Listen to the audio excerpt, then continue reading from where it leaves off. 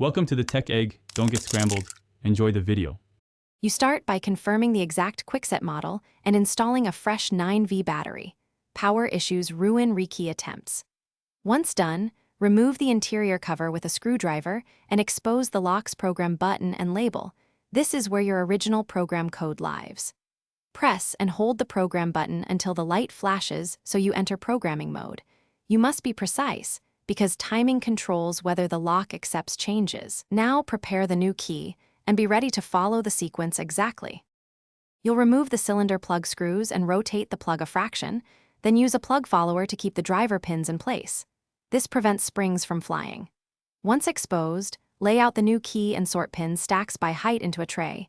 Match each chamber's pin to the key's cut depth so pins sit flush with the shear line. Reinsert the plug carefully, checking that the key turns smoothly. If it sticks, recheck pin order and seating before moving to electronic programming. You now enter the lock's programming sequence using the program button and original code. Follow the exact presses and key turns indicated, because timing tells the lock to accept the new key. Once programmed, test the new key at least 10 times in both directions and exercise the thumb turn and keypad functions to confirm full operation.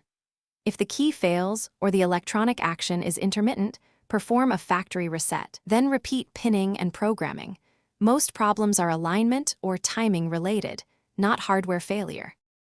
Thanks for watching. Consider subscribing if I helped unscramble your problems.